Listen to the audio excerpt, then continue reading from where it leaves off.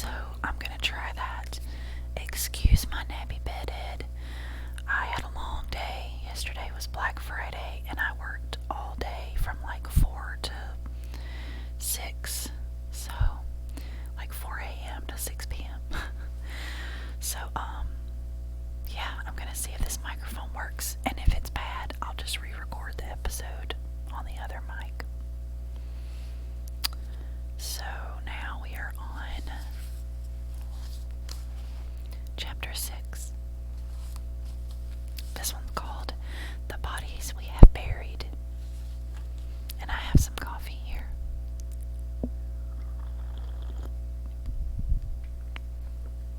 Okay. All the students had been gathered in the dining hall, most dragged from their beds by either Angela's shrieks or the staff pounding on their doors. Nancy had been jerked awake by Cade, shaking her shoulders, leaning so close that she could see the delicate filigree pattern of lines in his irises. She had jerked away, blushing and clutching the sheets around herself. Cade had only laughed, turning his back like a gentleman while she got up and put her clothes on.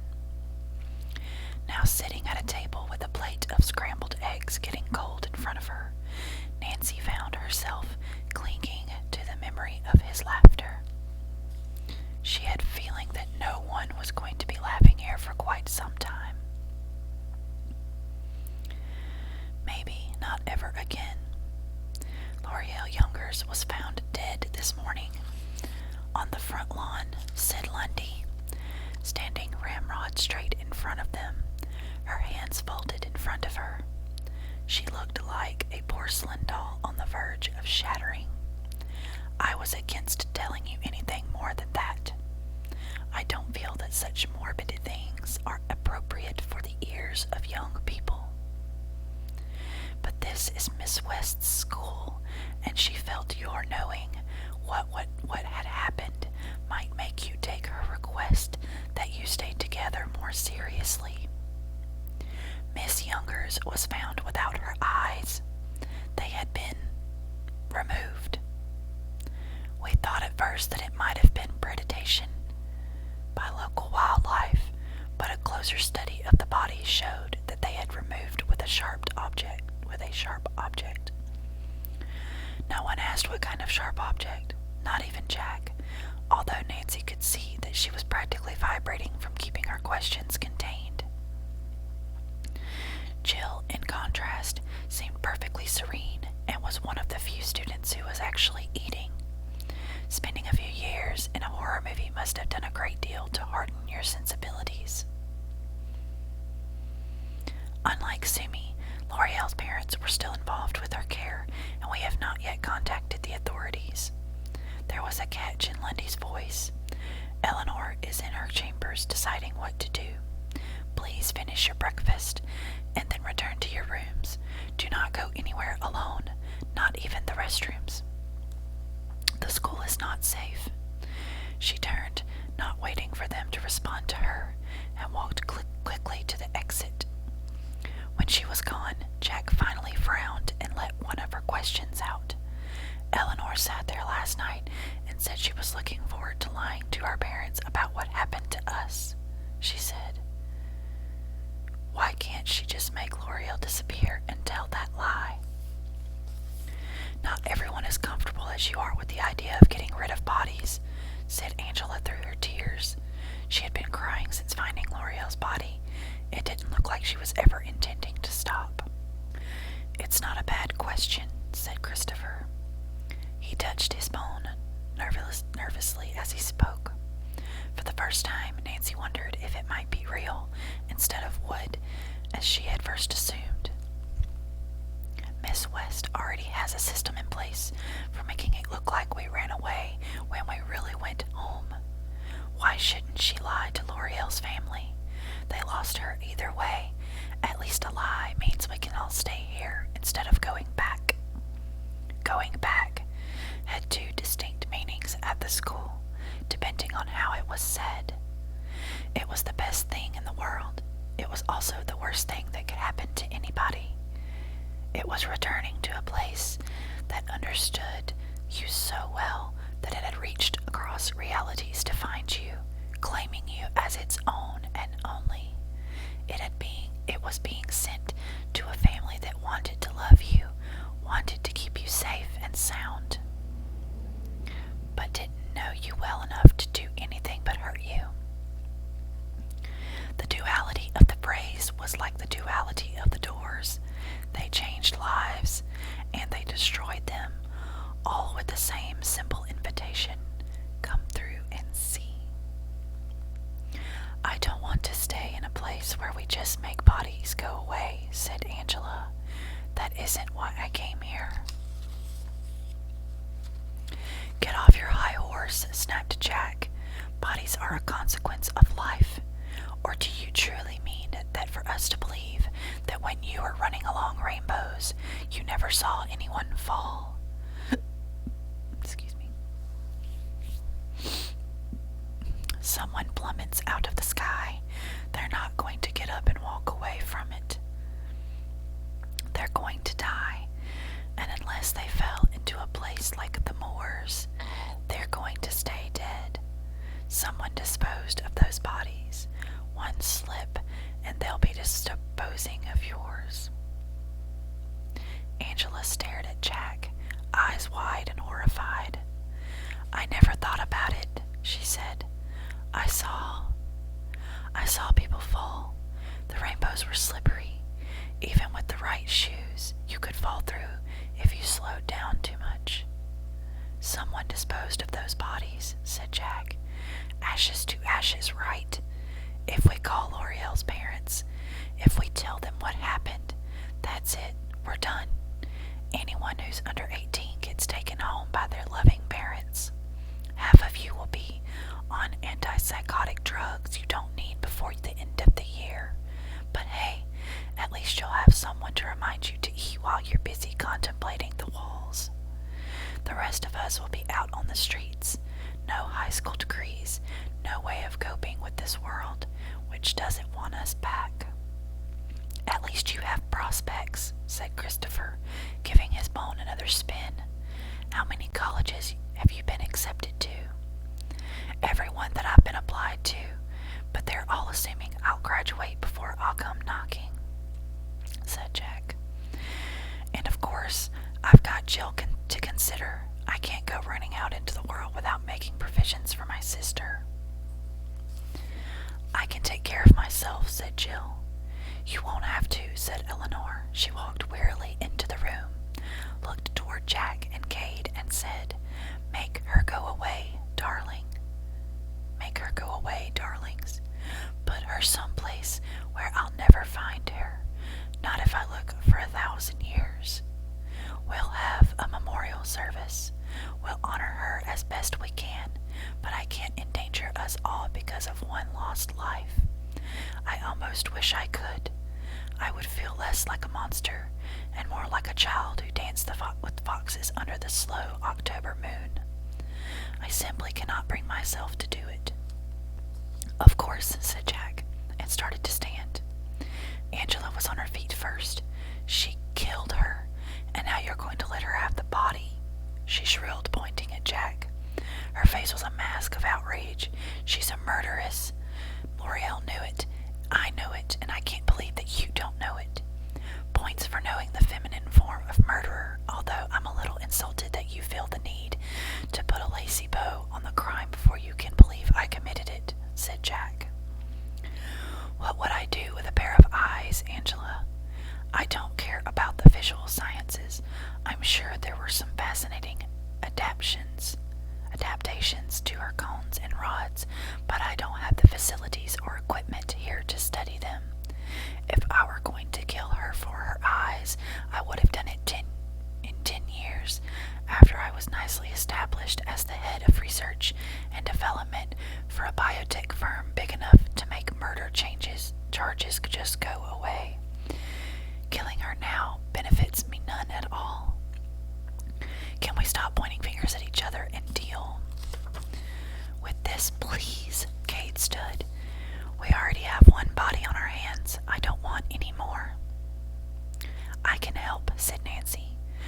others turned toward her.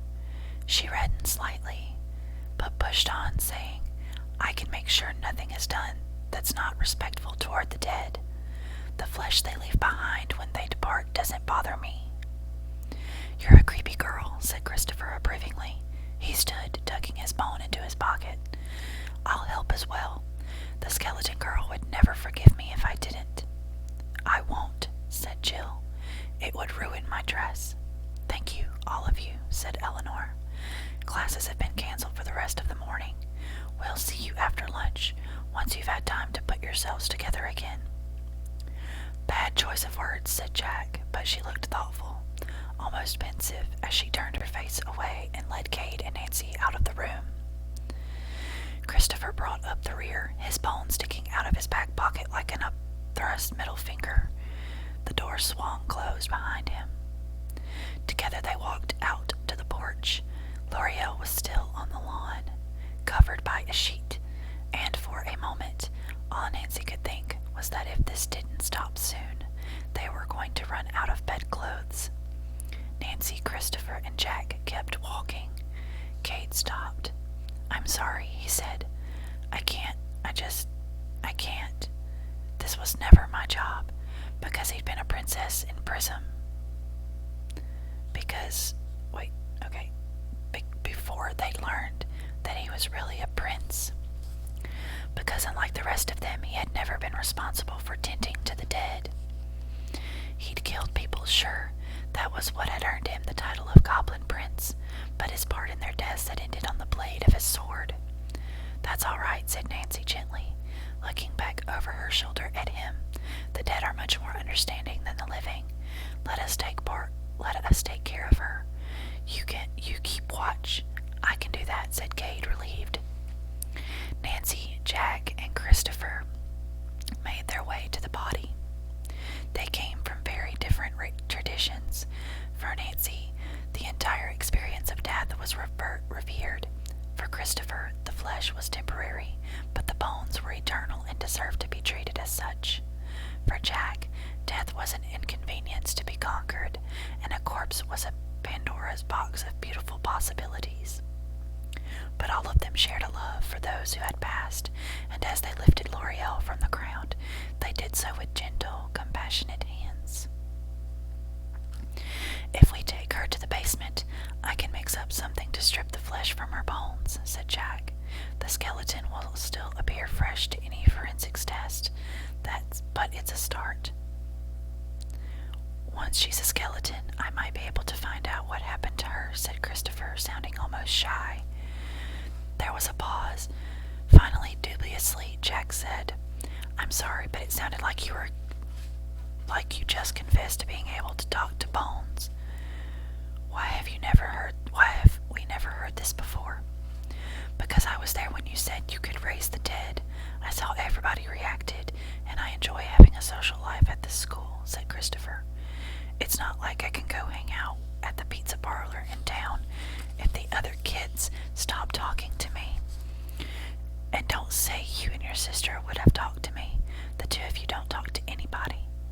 He's got you there, called Cade from the porch.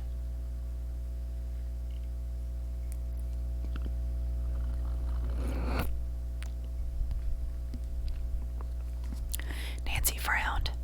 They talked to me because Sumi made them and because you went to a world full of ghosts, said Christopher. I guess that was close enough to living in a horror movie that they were cool with you. And they talked to Sumi because she didn't give them a choice.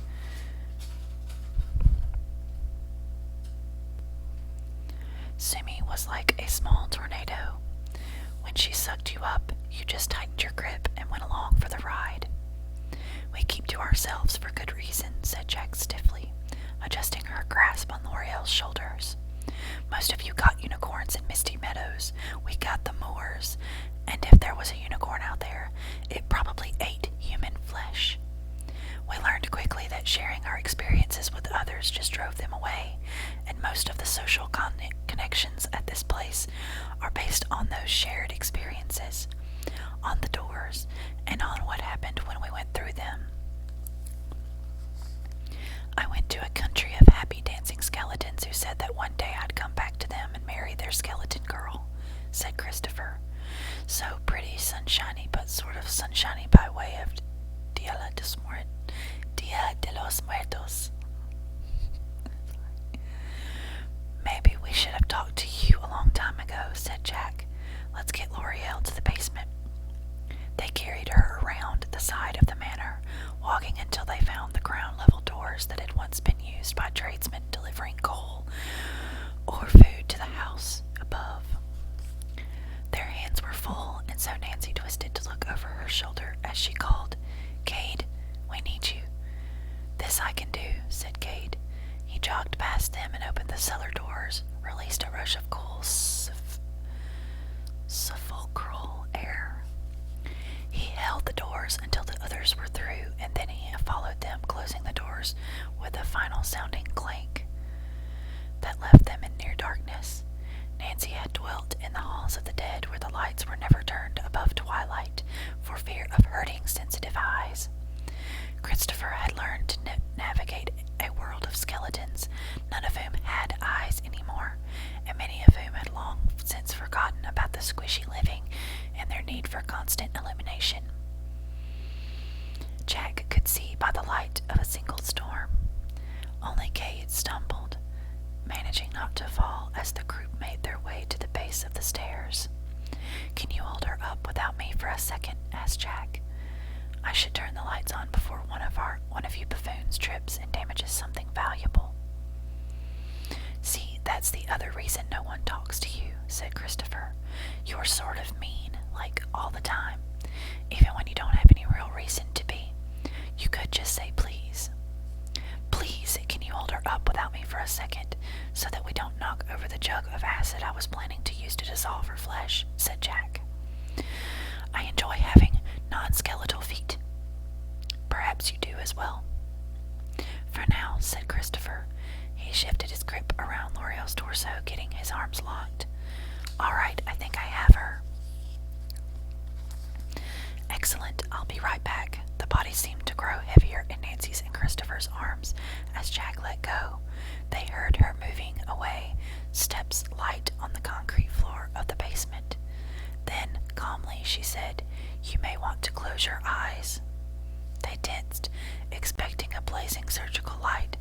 Instead, when she flipped the switch, a soft orange glow bathed the room, revealing metal racks filled with jars and lab equipment, dressers bulging with wispy lace and ribbons, and a stainless steel autopsy table.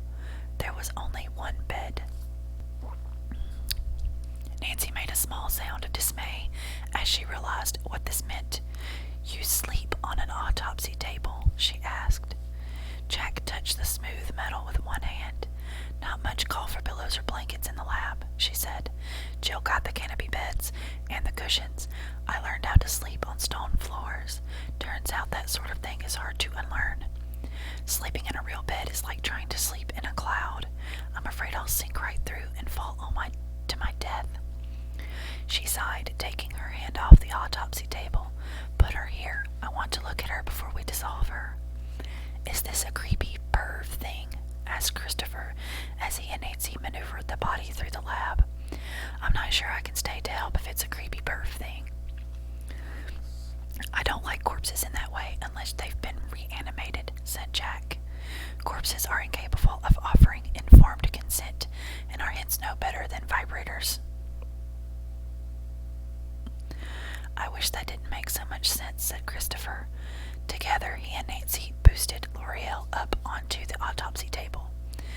He let go and stepped away. Nancy remained, taking a moment to straighten the body's limbs and smooth out its hair. There was nothing she could do for the bits that had been L'Oreal's eyes. She couldn't even close them. In the end, she simply folded L'Oreal's hands over her chest and backed away. Jack moved into the position Nancy had vacated. Unlike the other girls, she didn't shy away from the damage to L'Oreal's face. She leaned in close, studying the striations in the flesh, the way it had been torn and opened. Pulling on a pair of rubber gloves,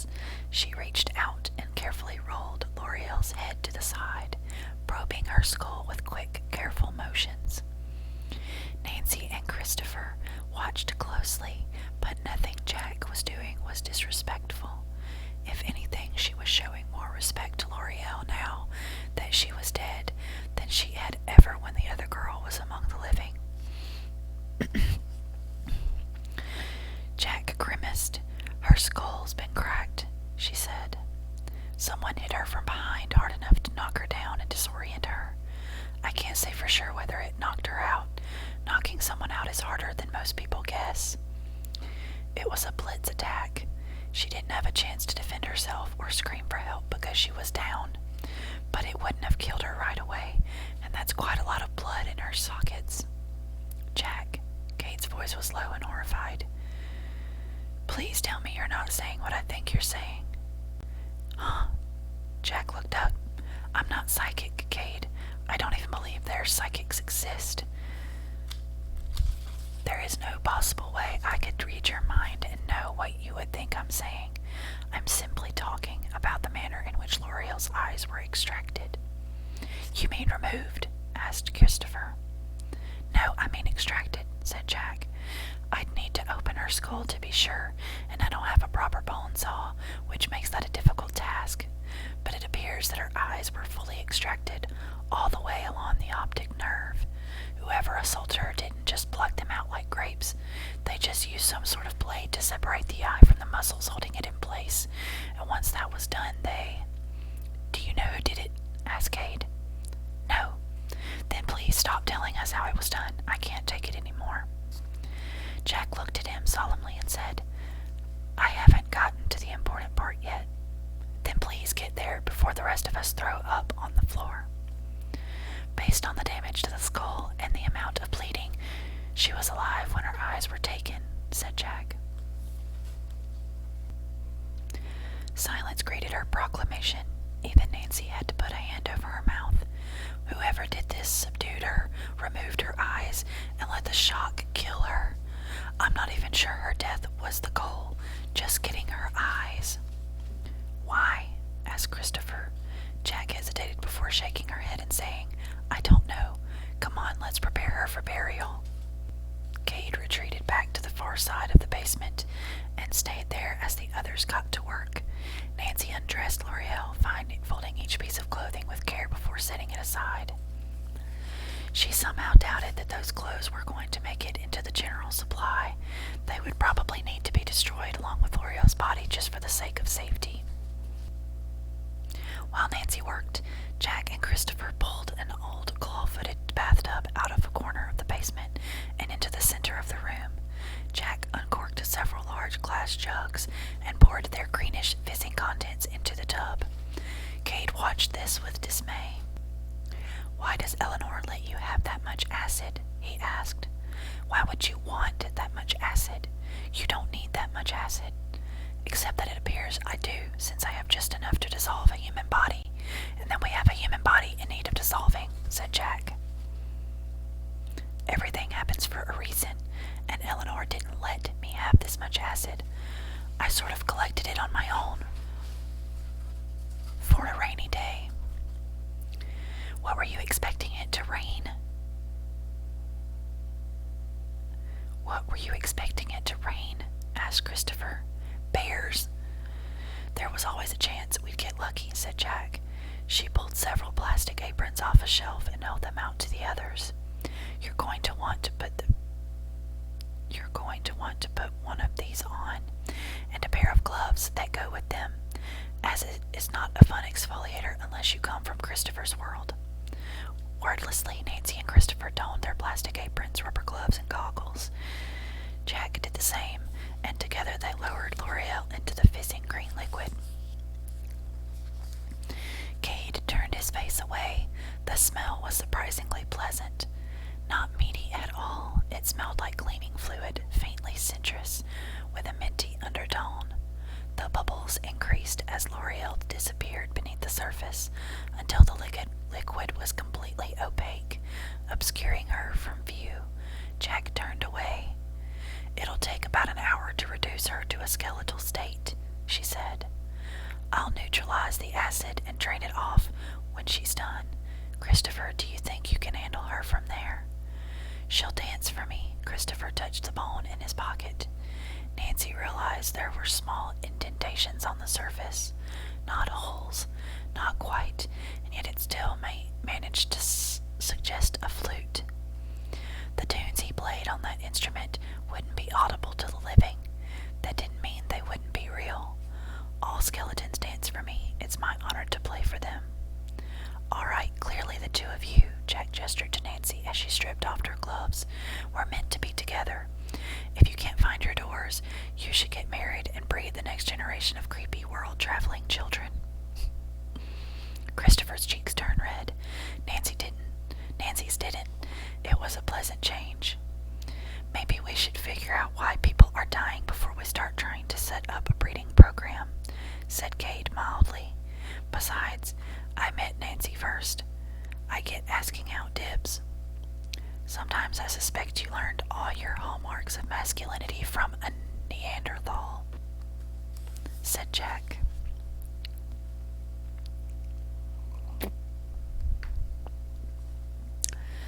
She moved her apron, hanging it on a nearby hook.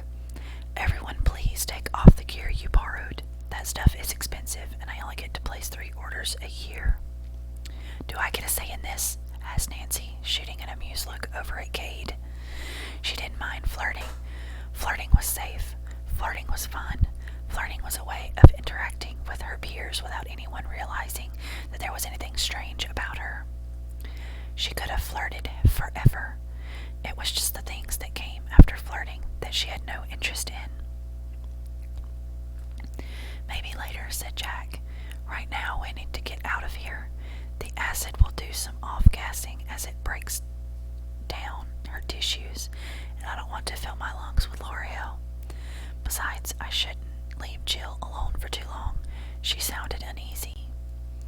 I'm sure no one will hurt your sister, said Nancy. She can take care of herself. That's what I'm worried about, said Jack. When you spend years with a vampire, all of those lessons about don't bite the other children sort of go out the window.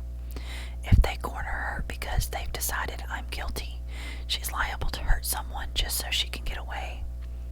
I'd rather not get expelled right after I've disposed of a body. Seems like a waste of good acid. All right, said Nancy, pulling her apron off over her head. Let's go. Since they were no longer trying to spare their fellow students the sight of L'Oreal's body, the foursome walked up the interior stairs, emerging into the deserted hallway. Cade looked in both directions before turning to Jack and asking, "Where did she go?" "How would I know?" asked Jack. She sighed when the others stared at her. "I'm her twin. I'm not her keeper. I'm not even her friend. We mostly stick together out of self-defense. The other girls think that she's weird, and they think I'm weirder. At least, when we present a united front, they're less likely to do things to us." "Things?" asked Nancy blankly. Jack fixed her with a look that was equal parts pitying and envious. "You didn't get a hazing phase. That's the real reason Eleanor put you in with Sumi. Once Sumi liked you, or at least tolerated you, no one else was going to cross the line, because everyone knew better than to mess with Sumi. She was vicious. Nonsense girls always are.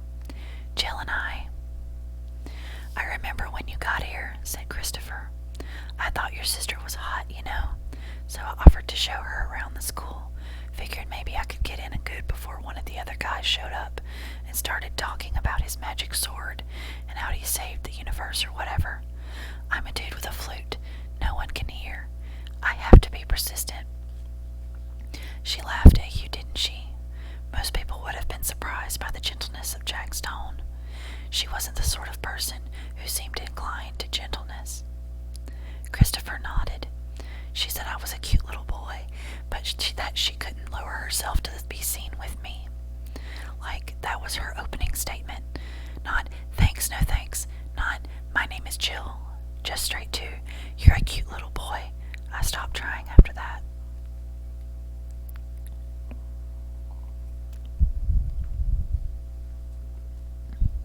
She was trying to save you in her way, said Jack.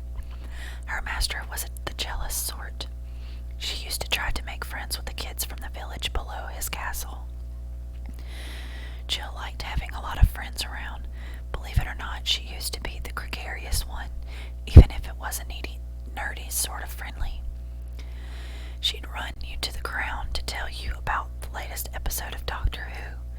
This was early on, before she'd embraced the lacy dress and the iron-rich diet. Back then, she thought we were just having an adventure.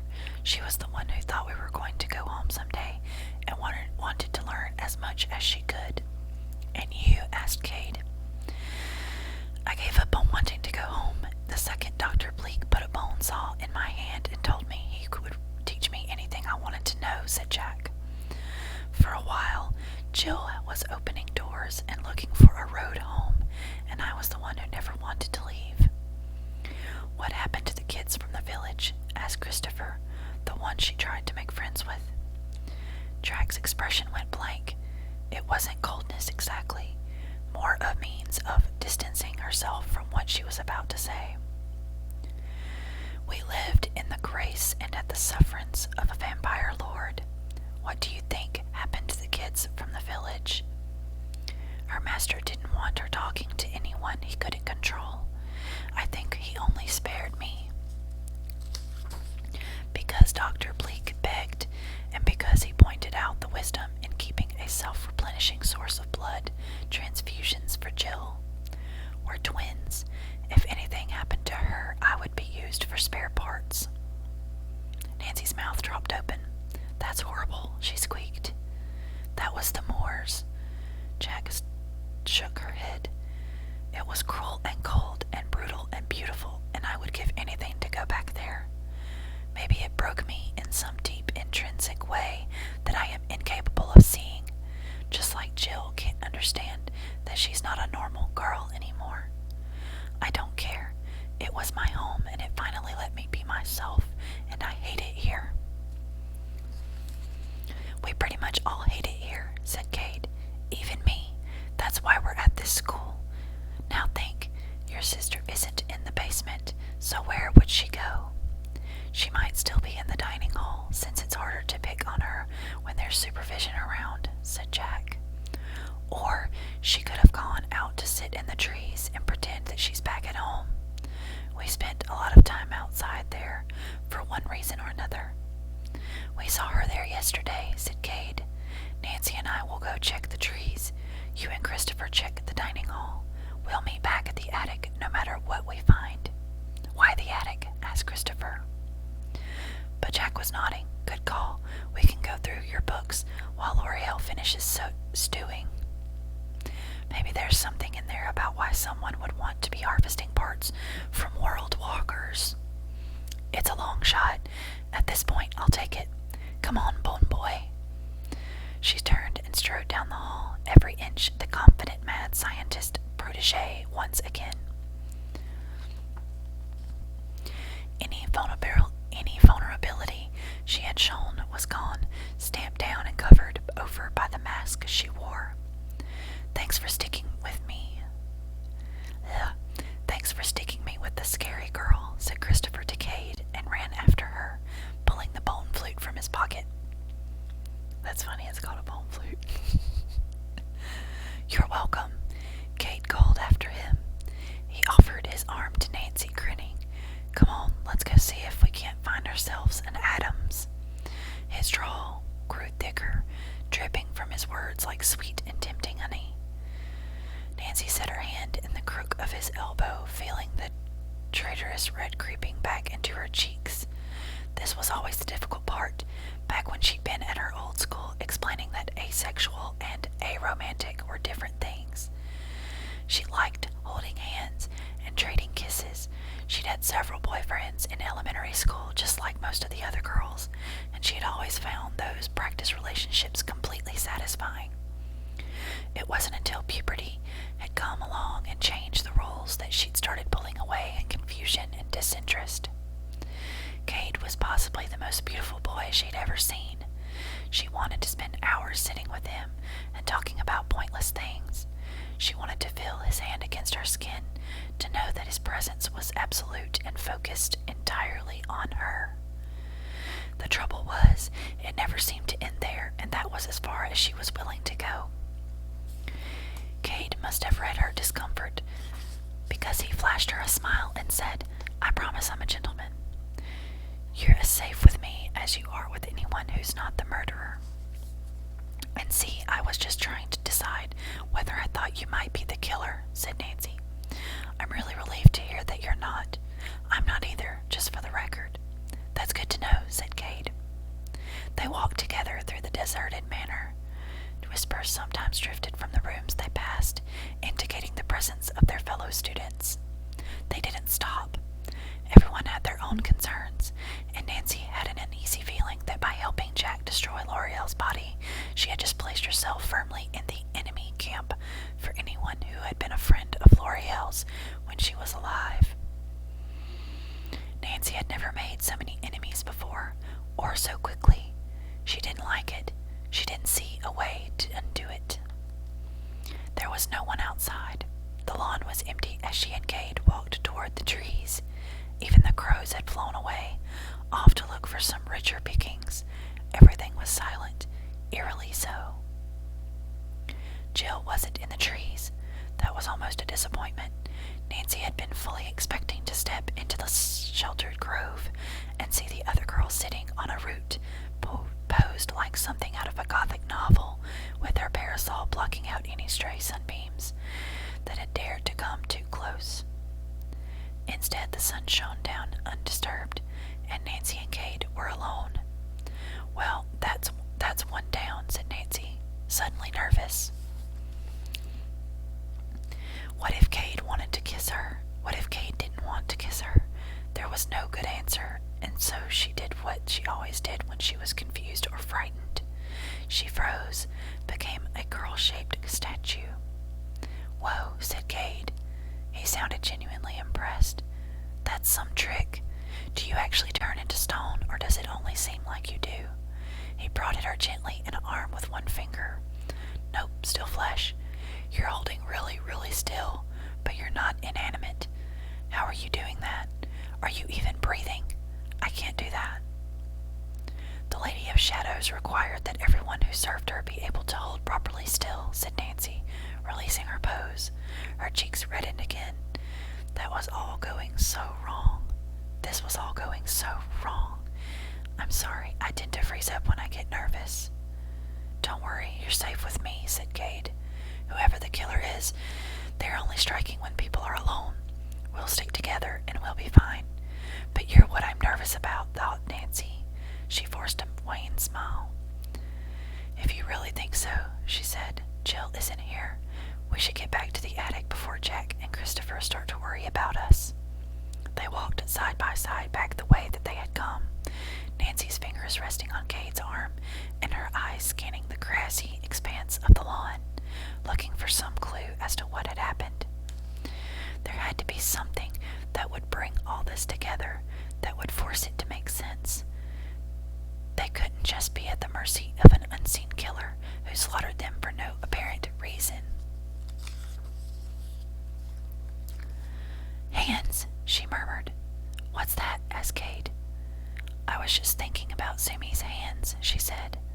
"She was really good with her hands, you know, like they were the most important thing about her. Maybe someone is trying to take away the things we treasure the most. I don't know why, though, or how they'd know." "It makes sense," said Cade. They had reached the porch steps. As they started up, he said, "Most of the students lost the things that were most precious to them when their doors closed.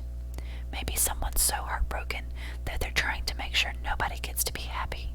If they have to be miserable, so does everyone else." "But you're not miserable when you're dead," said Nancy. "I sure do hope not," said Cade, and reached for the doorknob. The door opened before he touched it.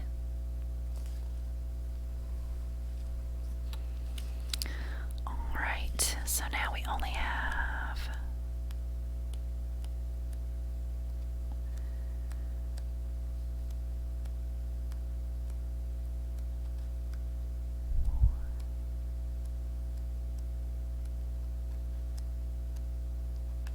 6 chapters left.